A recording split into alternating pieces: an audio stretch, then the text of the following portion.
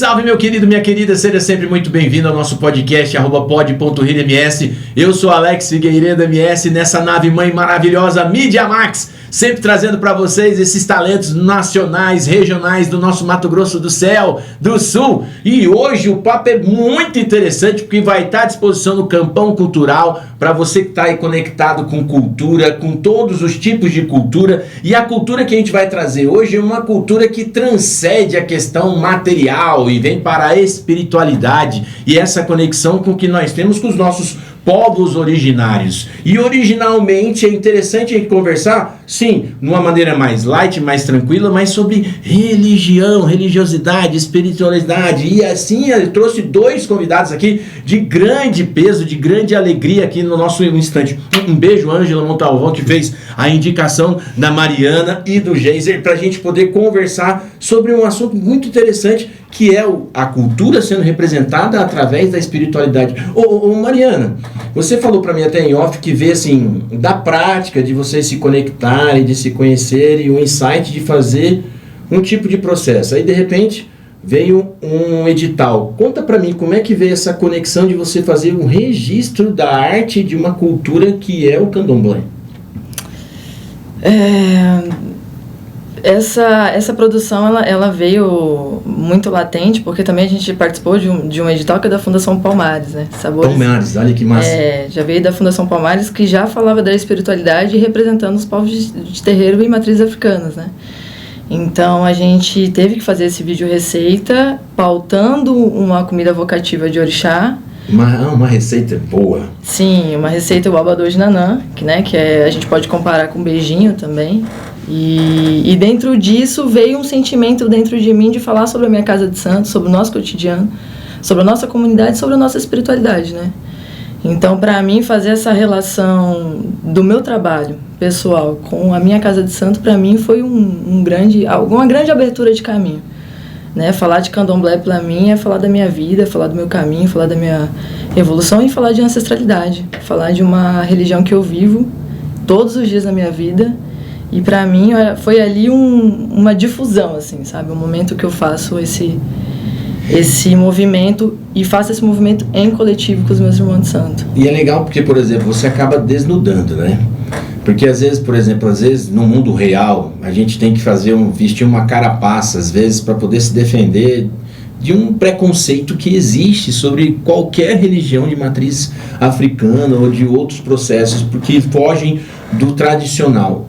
E romper paradigmas, às vezes, ele é um pouco delicado, né? E você fazendo dessa forma pela arte, da cultura, e simplesmente fazendo um registro para que as pessoas comecem a, desmistificar as situações, baixar essa questão de tabu e começar a se divertir mesmo, porque eu acredito que Deus é um só, né? Eu acredito também que o amor é a grande moeda que a gente pode fazer com todo mundo, e às vezes as pessoas não conseguem conciliar isso e, enfim, crescem no seu preconceito. E para você, de onde que vem esse chamado para ser candomblessista, assim, eu estou falando de você, né? De onde que vem isso aí? Foi tipo assim, tomou uma pancada no banheiro e põe, como é que é isso, cara? Aconteceu. Então aconteceu. Desde que eu pisei lá na nossa casa, eu senti esse chamado e esperei esse tempo, né? Até o dia que eu joguei. O pai falou, seja bem-vinda, esse processo vai ser muito leve e muito bonito e muito evolutivo.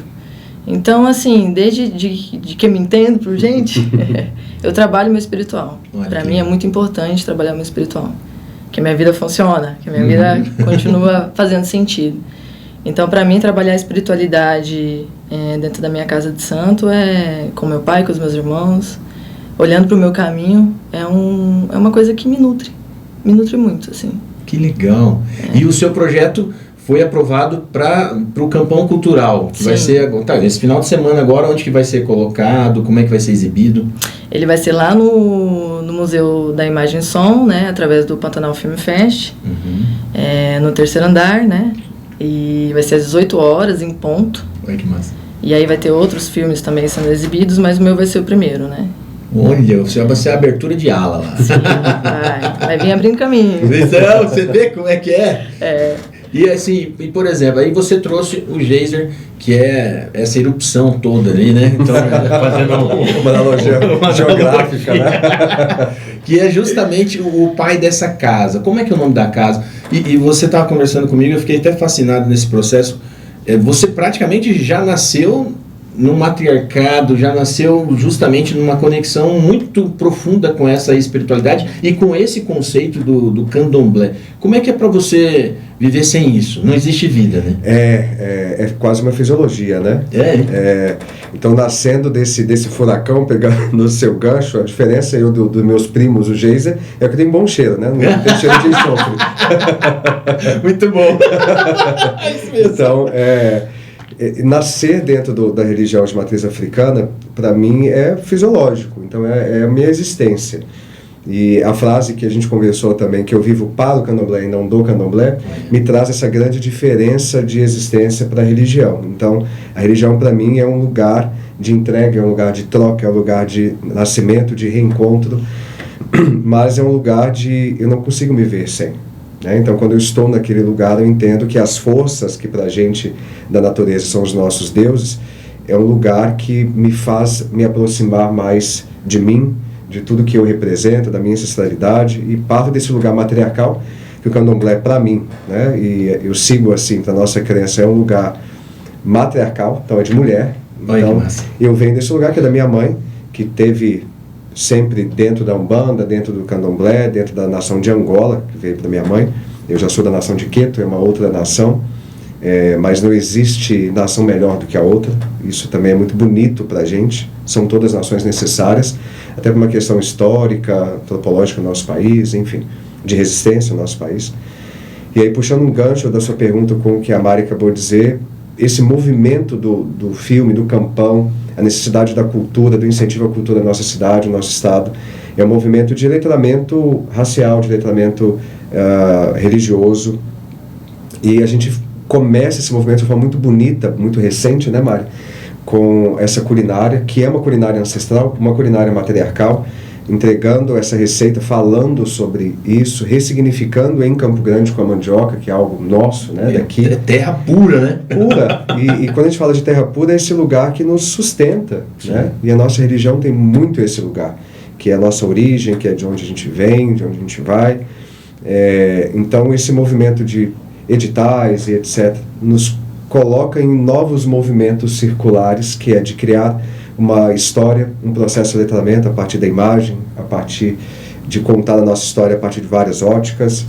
Então é uma beleza só. Então, estendo aqui o convite da Mari, que é amanhã, 18 horas, né? 18 horas. E as pessoas possam conhecer e que esse vídeo possa ir para outros lugares, né? E quebrar alguns tabus aí, que religião não precisa ser um papo chato, como você começou nos anunciando, e que é minimamente, uma abertura de conhecimento. E tipo assim, você que você que já tem essa mediunidade há muito tempo e tal, às vezes as pessoas elas chegam pra você assim, tipo, pra adivinho, porque tem essa zoação, tem essa cara.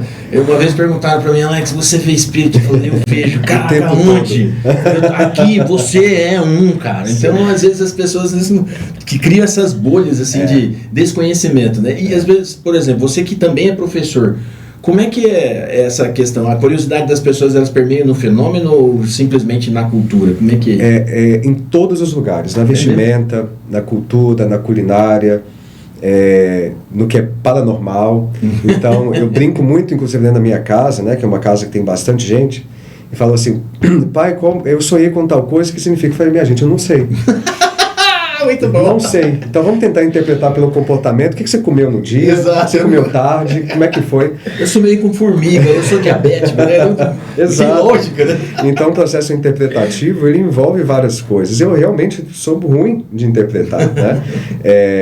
Mas tem vários fatores. Quando eu vou para minha vida, para a pessoalidade, que é uma outra coisa que eu digo muito lá, eu sou várias pessoas, eu performo de várias faces e formas, né? Então eu sou professor, sou formado em letras, eu fiz meu mestrado em linguística, faço doutorado em psicologia, sou babalorixá, tenho minha vida, né, minha personalidade, amo viajar, tive site de viagem, enfim. Que massa. Então são vários eu, né? Então quando alguém me pergunta sobre religiosidade ou sobre religião, existe um grande filtro na pergunta para mim. Eu estou te perguntando com curiosidade positiva, evolutiva, ou estou te perguntando para uma exposição? Olha, interessante. Porque isso parte de um lugar de defesa.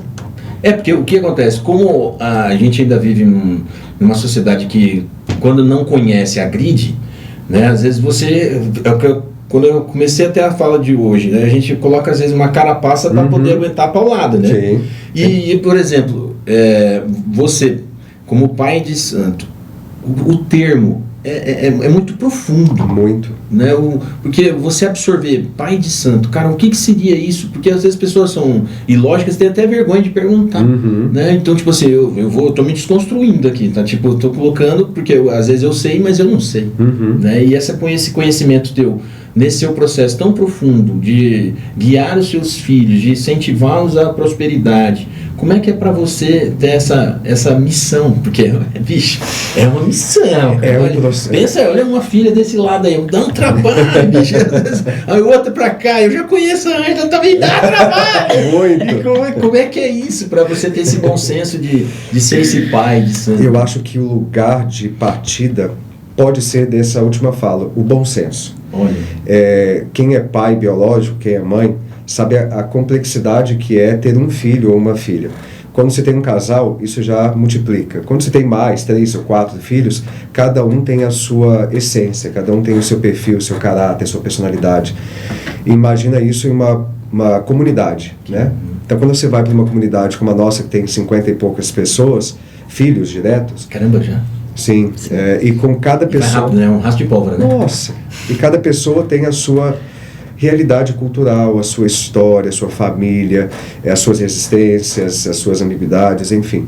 E isso em uma comunidade, em uma grande roda, que o candomblé simboliza pela roda, é muito difícil. Então eu acho que o ponto de partida e também de chegada, porque eu não sou detentor de todo conhecimento, a gente aprende pela roda. Eu só estou nesse momento, nesse lugar, no centro dela. Mas eu ensino, mas eu aprendo. Que busco também isso como minha profissão, não ser professor. Então, aprender, né, com 2 letras E, que eu falo sempre dentro da casa também, é um processo de fixar, de memorizar aquilo e falar, eu entendi. E não de, olha, é isso e acabou. Repito, a nossa religião, ela busca muita história na natureza. Então, a natureza não tem nada exatamente formado, ela é em transformação o tempo inteiro. Então a gente busca essa transformação o tempo inteiro. Então olhar para as pessoas nesse senso de responsabilidade que é o meu, de aconselhar, de buscar uma boa palavra, de trazer ao colo, é muito complexo. E eu vejo, por exemplo, um pai às vezes até esperar o filho bater a cabeça, né? O bendito castigo imanente, aí ele volta para você todo no bagaço, vai, que deu errado pra mim. A gente só avisa, filho, mas o protagonista da sua vida é você. E deve ser. Né? E eu vejo você, por exemplo, né, nessa função, nessa permissão de ser um pai de santo, né, numa religião que é da nossa matriz, candomblé. Tem diferença? Candomblé, umbanda, né?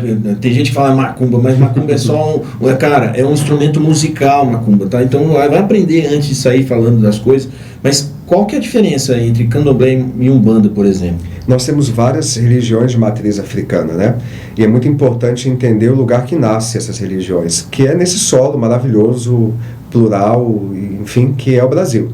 Então, o candomblé ele nasce no lugar que tem índio, antes de ter população europeia e que nos colonizou. Então, ser do candomblé já é um processo decolonial, que eu já volto a um lugar da nossa origem, que é africano, em que eu olho para a nossa religião e falo, pera, ela nasce no Brasil, mas a matriz dela é na África, por que eu sou dela? Eu sou um homem branco, né? Então, com um lugar com um recorte muito político aqui, um lugar de privilégio, eu dou voz para todos que estão lá, mas eu parto desse lugar por alguma razão, né? O candomblé, a umbanda também nos explica, eu estou aqui por algum motivo.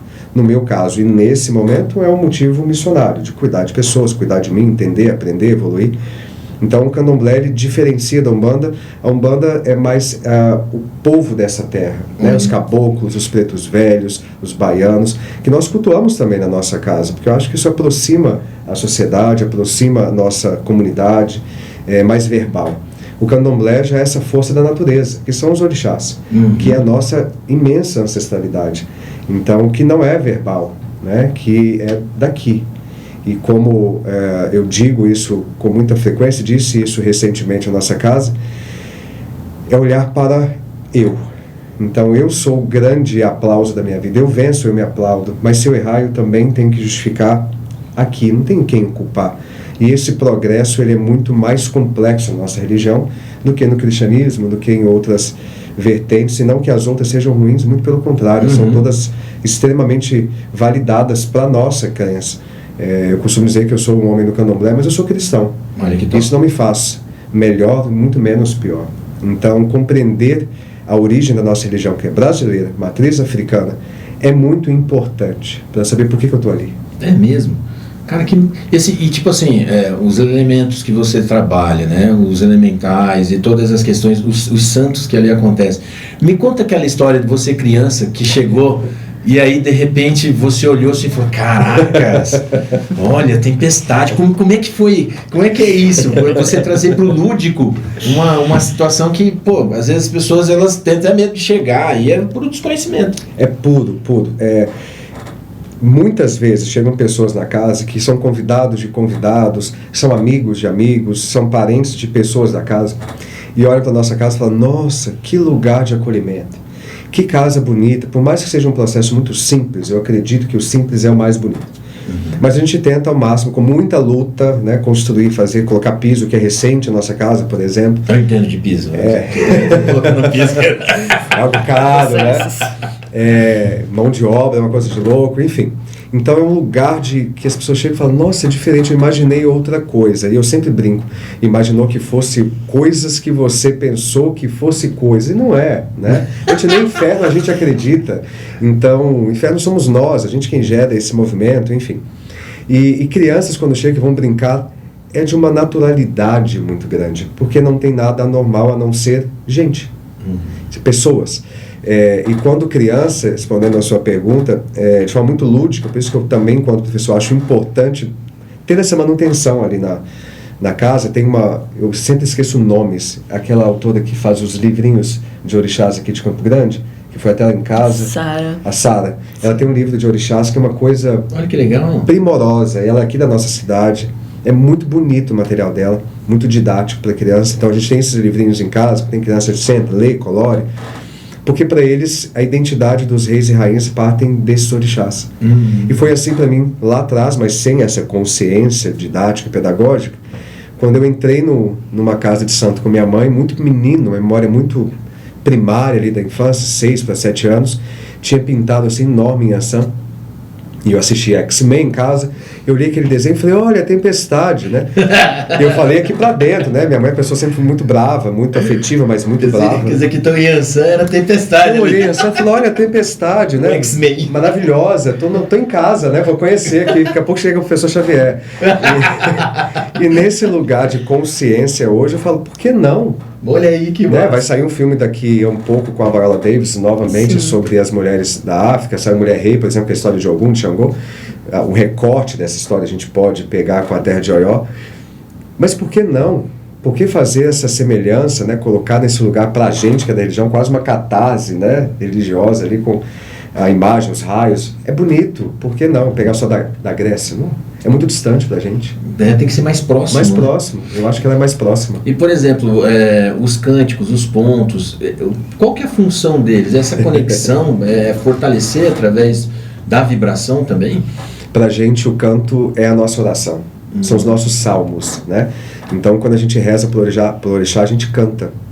E é fácil cantar? Os filhos eu não vou nem olhar, porque agora pode responder. Não é. Não. Porque os cantos é em outro idioma. Eu, enquanto professor de língua inglesa, basicamente, é meu terceiro idioma. Então, falo língua portuguesa, dou aula de inglês e tem Yorubá, que é a nossa reza. Então, cantar em Yorubá é a nossa grande reza.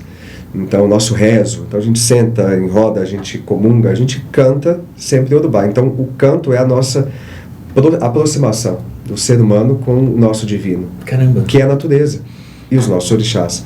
Então, quando alguém ouve e que não é da religião, coloca esse casco de não se conectar, fala, o que eles estão fazendo? A gente está cantando. E o nosso canto é a nossa reza. Então, eu vejo muita beleza nisso. Né? Eu vejo muita cultura em volta da nossa reza, porque não é só uma reza. Tem melodia, tem canto, tem percussão, tem um monte de outras coisas, tem cores. né? E essas cores, Mari, é possível a gente visualizar nesse documentário que você colocou? Sim, E por inteiro. Qual que é o prisma que você criou para enxergar isso? Porque, por exemplo, cada um tem um prisma, né? Você está vendo uma coisa diferente. É o nosso cotidiano, a nossa união, o nosso trabalho. Mostra um pouquinho de cada coisa ali, tem cada elemento. Tem a fala do pai, tem uma fala do Maquete, tem o Ogan tocando um xirê, tem o irmão fazendo banho de Eva.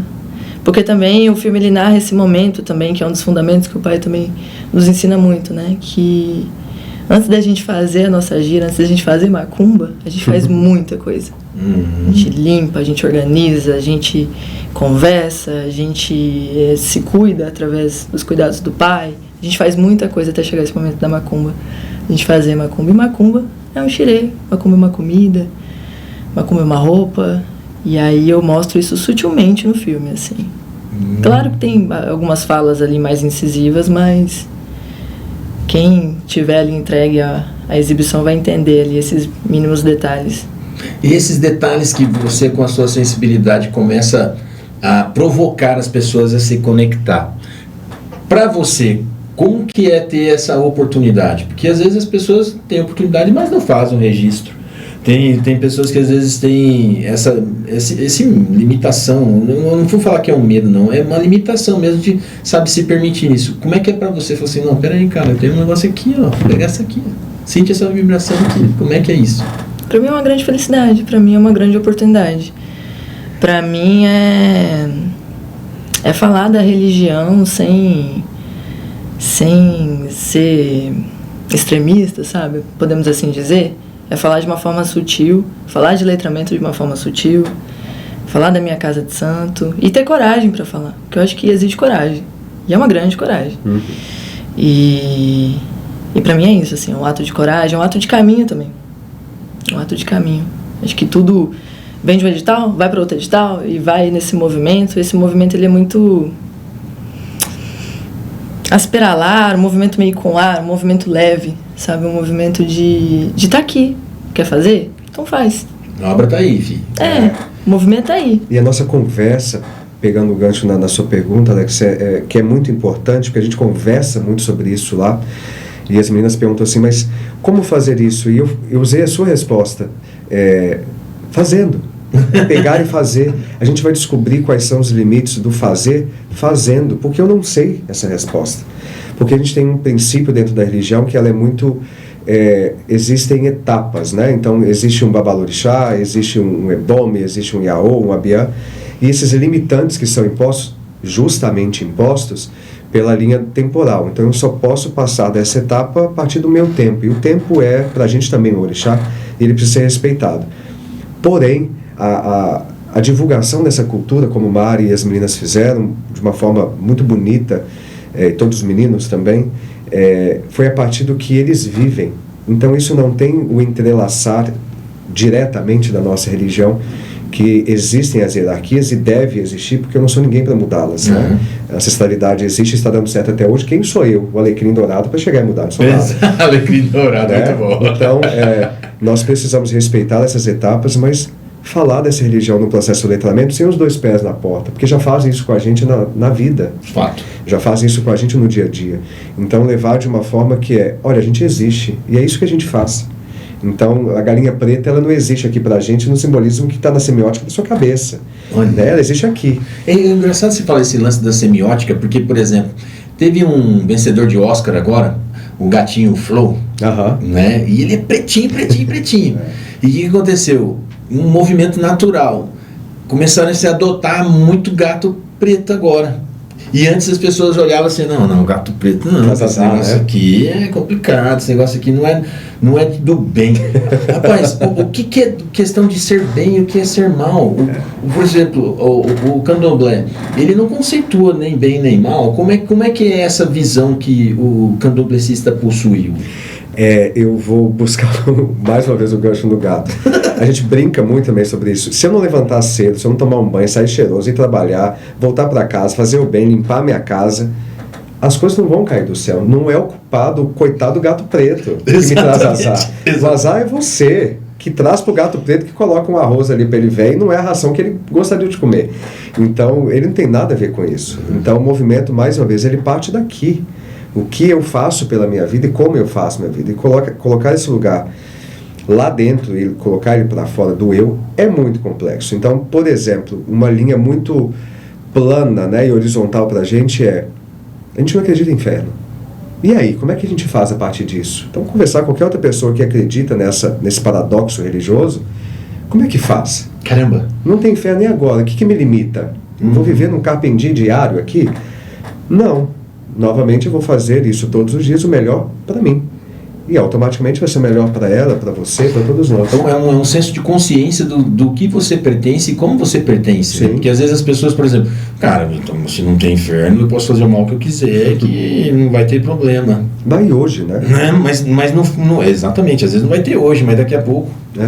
Porque geralmente quando a gente se conecta por religião ou busca a espiritualidade, aqui eu já entrevistei evangélicos, espíritas, católicos, e geralmente ou é pelas duas situações, ou você vem pelo amor ou você vem pela dor, né? E aí que é a escolha. Qual que é a sua escolha? E pra gente é muito até engraçado muitas vezes que as pessoas questionam, vou pro candomblé, eu vou pela dor porque pelo amor ninguém chega no candomblé ganhando a loteria. Eu concordo muitas vezes, mas eu discordo no sentido que precisa ser punitivo. Ah, entendi. É uma coisa que eu tento mesmo, assim, porque é uma tentativa. Eu não sou capaz todo o tempo, mas eu tento ao máximo fazer com que a religião não seja punitiva. Seja leve, seja prazerosa. Ela é firme? Mas firme não precisa ser duro. Né? Pode ter um lugar ali um pouco mais flexível. Ela é tênue, muitas vezes mas não precisa ser escorregadio, você cair dessa linha o tempo todo, né? Se machucar. Então eu não vou, e eu não acredito numa religião, que eu aprendi assim com minha mãe, aprendi assim com meu pai, de santo, que não precisa ser punitivo, machucar, ferir, doer, expor, né? Seja qual for, mas ao mesmo passo não precisa ser num lugar totalmente libertário para ser perdido a matriz, perdido a origem, a ancestralidade. Então, que são as confusões do ser humano, não é da religião. E por exemplo, acho bonito você falar isso, que é uma matriz, né? Você tem que buscar essa conexão. No seu processo vamos brincar aqui, de avatar, como é que foi essa conexão, né? De você chegar e tal, e eu, no meu caso, o avatar, eu acho que eu seria extinto. Não tem cabelo, né? Não tem cabelo, eu vou conectar com quem, né? Vou abraçar a árvore, não sei. E de repente, você percebeu que realmente você tinha essa conexão. Porque não é necessariamente você pertencer a uma família de médicos que você se torna médico, né? Como que foi para você chegar assim e falar, peraí, agora foi. Agora vai, né? Agora vai. É assim como a Mari também disse há pouco, que fluiu, né? E é assim que eu acredito que tem que ser, muitas vezes. Fluido, né? Leve. Eu pego uma fala de uma mãe de santo muito famosa em Campo Grande, que é a mãe Zelá, que ela diz que o candomblé ele tem que ter algumas etapas, que é conhecer, namorar, noivar e casar. Olha. E às vezes acontece o divórcio, mas eu me reencontro ali na frente de casa de novo. É um processo. Mas para mim, como eu vivia ali nessas rodas, conhecendo Inhansã como uma super-heroína e os demais orixás de uma forma muito natural, muito orgânica, muito prazerosa, chegou um momento, eu sempre fui muito de desafiar uma criança, hoje não tanto, porque a maturidade molda a gente, mas quando eu olhei para aquele lugar, eu falei, mas esse povo está fazendo o que aí, gente? Treme, faz aquilo? Criança, né? Não entende esse lugar. E a religião, o candomblé, ele faz muito isso, ele se conecta com você, que você fala, fui, né? Me conectei aqui como avatar. E fui, e naquele lugar eu falei, onde que eu tô? Caramba. O que está acontecendo? Então eu ouvia todo mundo, eu sentia todo mundo, mas eu não conseguia mover nada. Então pra gente é o ato de bolar, que foi com meus 9 anos de idade. E aquele desespero quando você volta, né? Porque eu, uma pessoa capricorniana, por exemplo, eu adoro ter o controle da minha vida, de tudo. Perder o controle, por exemplo, beber e perder o controle para mim é uma coisa inalcançável. Por quê? Não tem lógica para mim. Então, naquele lugar que eu não tinha controle, eu falei, e agora? Esse negócio existe mesmo, ele não é abstrato, ele é real. Deixa eu entender um pouco mais disso aqui. Então, eu começo a me entregar um pouco mais com verdade para aquele processo, e ali o avatar conectou na árvore até hoje. Para sempre. E, por exemplo, a gente estava até brincando agora, aqui antes da gente conversar, no nosso papo, às vezes vocês têm que conversar por códigos, porque as pessoas que estão ao redor não têm essa consciência ainda. Tipo, amanhã amanhã nós vamos lá, né? Ou como é que foi lá ontem lá pra você, né? E as pessoas, o que é o lá? O que é uma nota musical? O que estão fazendo? O que vocês estão fazendo? Eu estendo isso pra Mari, assim. Depois eu falo do meu ponto de vista, que é um pouco diferente, porque as pessoas já me conhecem, Sim. né? Mas como é que é nos rolês da vida, assim? Estamos num bar, como é que funciona pra vocês? É uma coisa que eu nunca perguntei, viu? Olha aí, como é tá que vendo? funciona no rolê da vida? As pessoas falam, onde? Vamos no barracão, vamos na roça, como é que é? Geralmente eu convido pro rolê. Só eu- Ó, amanhã tem, hein? Vamos! Aí, ó. É muito natural. É muito natural, assim. Não tem... Eu nem falo em código. Amanhã vai ter gira, vamos. Vai ter gira de Oxalá, uma ebô de Oxalá, uma gira de candomblé, uma gira de direita e esquerda, vamos. Eu não tenho mais essa restrição na minha vida, assim. Pra mim não faz mais sentido ter. Por isso estou aqui. Exatamente. Então, não dá, assim. Mas assim, os seus colegas, eles falam, cara, porra, gira de direita e esquerda, vem cá, você é um ou você é outro? Inclusive, uma pessoa me mandou mensagem essa semana, falou, Mari, como funciona a sua casa? Eu posso ir sem ser filho? Tem que Não sei pagar o quê, alguma tem que pagar coisa. alguma coisa. Tem alguma contribuição? Uma entrada. Se eu entrar lá, vou incorporado. Falei, não, vamos lá, vamos experimentar esse momento, vamos viver, ver se faz sentido, sente. Vai lá tomar um passe. Nada é obrigado, porque nem todo mundo é do candomblé, pra ser nem do todo mundo candomblé. entende, Né? E aí, vendo pro meu caso, assim, eu ouço muitas vezes, nossa, eu pensei que o senhor fosse um velho. Nossa, porque o cara pensa, pai de Santo Noel, avô tataravô de santo. Aí tem gente que me chama de avô, porque já tem, né, enfim, avô de santo, não, eu pensei que o senhor fosse tão velho, barrigudo. Eu falei, gente, uma coisa, outra coisa. Então é todo coisa. pré-requisito, ele podia ser careca, gordo, barrigudo, mas vem cá, vamos conversar aqui, não. E esse estereótipo, ele é criado a partir do quê, né? E várias vezes eu me perguntei, falei, cara, é isso, eram as roças que tinha pessoa que benzia, né? Os velhinhos, as velhinhas, e que também foi se perdendo, mas para eles já é diferente do que é para mim. Então, no meu trabalho, por exemplo, você manteve a matéria no jornal, e aí um professor muito já de idade, que eu brinco com ele, que ele, professor de geografia, fala que ele desenhou o mapa mundi a lápis. É o Indajá, né? Professor Indajá, Beijo, Indajá Pires, o meu cientista favorito. Eu falo que ele fez a escolinha do Pelé, né? Ele deu aula do Pelé. Exato, exatamente. Querido. E ele deu o jornal e falou, nossa, mestre, que orgulho, mais um orgulho, não sabia, porque é um lugar de, repito, de proteção. E não porque eu tenho vergonha da minha religião, eu tenho muito orgulho dela. Mas as pessoas têm muito preconceito, o estabelecimento daquilo que eu não conheço, eu distancio. Então isso nos coloca num perigo funcional, né? De perder, quantas vezes já aconteceu, de não conseguir um trabalho, de não entrar em um lugar, por ser da religião, por ser isso. E é um lugar muito doloroso. Hoje isso qualifica, e acredito que possa qualificar cada vez mais, com trabalhos de arte como da Mari, como de outras pessoas, como a casa faz um letramento mais orgânico ali, sem ficar tentando empurrar a goela abaixo, porque já existem isso no inverso. Então, tentar falar, olha, vamos lá na casa, vai ter tal coisa, você não vai incorporar nada, vai conhecer. E quando as pessoas conhecem, falam, por que eu não vim antes? Por que eu não provei dessa comida, como vai ser a feijoada de algum em breve? As pessoas sambam, se divertem, brincam. Bom, essa feijoada eu tô indo, hein? Que eu tô bem-vindo.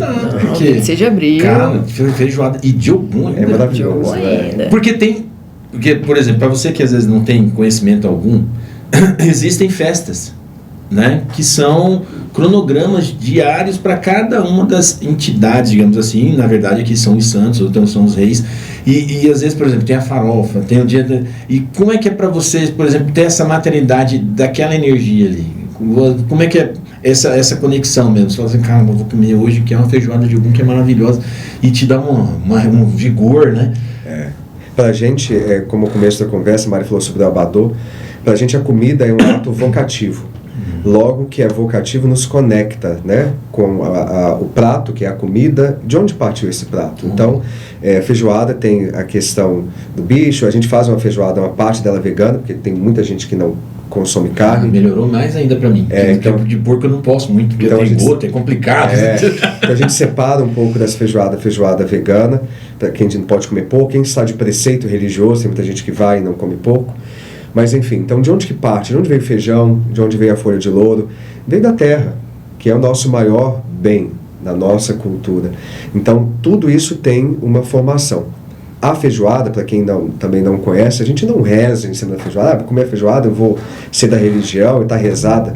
Não, a gente faz uma comida com muito carinho, né? Com o coração aberto, com a consciência aberta, para que as pessoas possam comer uma boa comida, uma comida tradicional, uma comida ancestral, que é a feijoada, de muita resistência, de uma marca resistência no nosso país muito grande, e que conecta um orixá, que nesse caso é Ogum, que é a festa de Ogum. Então tem samba de roda, tem apresentação de capoeira, então a gente faz o simbolismo, vai ter uma amostra de arte, que não vou dar um spoiler aqui, né, que vai ter uma amostra de imagens ali muito bonita. Olha aí, ó. Então é um momento cultural. Caramba, que legal. Como outras festas que acontecem na casa. Então, a famosa entrega do saquinho doce de Cosme e Damião, enfim, a farofa, que é a farofa de Exu. Você fala, Exu é o primeiro orixá que pisou nessa terra, é a verdade, é o que mais aproxima do ser humano. Não é isso que pintam. De novo, a gente não acredita em inferno, logo não tem demônio. Então, demonizar é uma palavra da filosofia que coloca para o ser humano. Então, dentro desse processo, a comida para a gente é uma das maiores rezas, que é o alimento do corpo, que nos purifica, tanto por fora quanto por dentro. Então, pra gente é algo que transcende. E comer é bom demais, né? É bom. Nossa, eu que o diga. E na feijoada com a cerveja, então, pra maioria, é muito bom. Pois é. E assim, você é o pai Geyser.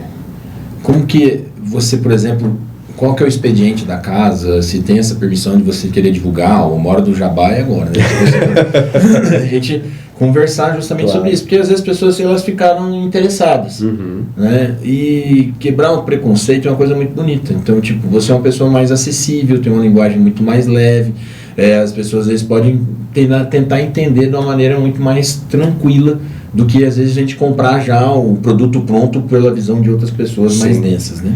Primeiro o convite, aproveitando esse espaço que trago, é para essas festividades que, para quem não é da religião, possa conhecer de uma forma acessível no aspecto cultural, né? Então conheça, familiarize, olhe para aquele espaço, veja que é um espaço como qualquer outro, é uma casa, que a gente chama, vamos para a nossa casa? É uma casa de acolhimento, é uma casa de cultura, é uma casa de fé. Então, olhe no nosso Instagram, que eu nunca lembro, a Mari daqui a pouco pode falar melhor do que eu, nunca lembro, eu sou péssimo de nomes. E tem nosso calendário também nessa rede social, mas nossa casa funciona basicamente a cada 15 dias, uma semana na sexta e outra semana no sábado. Então é 2 vezes por mês, basicamente, mas está aberta para outros momentos também para conhecer, né? Uma na sexta, por quê? A direita? Porque na sexta, por exemplo, a gente reserva a última sexta do mês para o Ebô de Oxalá, que é a sexta-feira sagrada. Eu sou um homem do Oxalá, então é onde a gente faz o nosso agradecimento do mês. Legal. Então é a última sexta, a gente agradece o nosso mês, a gente pede por saúde para o nosso mês, renovações, as coisas boas, né? Como é nossa hoxa sagrada, que pra gente é a canjica, que é a comida de nosso pai, é o nosso acaçá. Então a gente se une, faz o nosso grande ajô ali no Ebô. E no sábado, normalmente, é a linha de trabalhos mais voltado para a Umbanda, onde normalmente a casa está mais cheia. Então, de Caboclo, Preto Velho, que é o próximo trabalho de Caboclo, de Preto Velho, dia 14, é isso? Dia 11. Dia 11, né? De abril, agora, próxima, essa sexta, né? Enfim. E é sempre aberto para todos. E a gente sempre coloca na rede social as doações, porque é uma religião que não tem...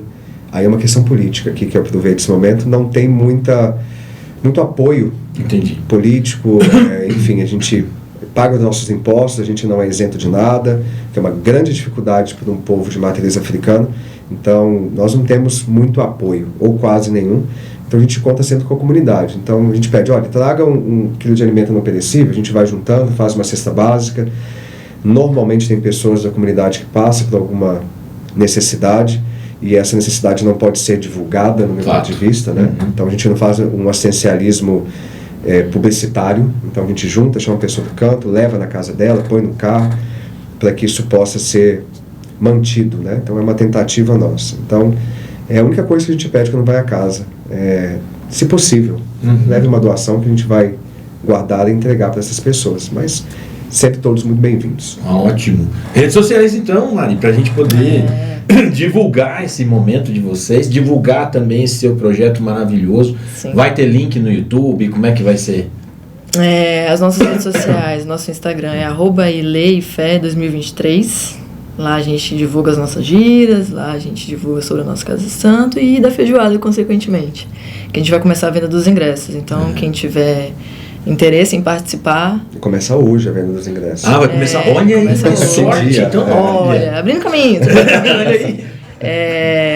E aí o filme eu ainda não deixei publicamente aberto, né? Amanhã eu vou fazer minha primeira exibição pública. Que legal. Mas eu pretendo deixar no nosso site. A gente está desenvolvendo um site informativo, pedagógico, com tudo que a gente constrói dentro da nossa casa, sobre a religião, sobre os nossos eventos, sobre cultura, sobre produções. Então eu vou deixar disponível lá, Muito assim bom. que ele estiver pronto. Aí sim, vida de Clark Kent. Você é professor, você é fotógrafa? Sou fotógrafa, produtora cultural, realizadora audiovisual, artista, multiartista. Olha aí, cara, olha que legal. E é interessante você que está conectado aqui com a gente, sabe, desmistificar e principalmente construir uma conexão com o teu melhor, com o teu momento, com a tua alegria de viver e de servir. E às vezes as pessoas às vezes não têm essa conexão. Então a palavra que a gente coloca aqui para você é justamente isso, cara. Se conecte com o seu melhor, vai construindo o seu novo momento. E sim, estão convidados a participar das festas que tiver que participar. E se você não quiser ir, bicho, é problema seu. Agora, se você quiser ir, o link tá lá no Instagram, tá bom? E se você também quiser seguir a gente nas nossas redes sociais, é @oalexfigueiredoms, no nosso podcast, @pod.rms, e claro, na nossa nave mãe, @MediaMax. Um beijo, abraço para vocês e até a próxima. Laroie!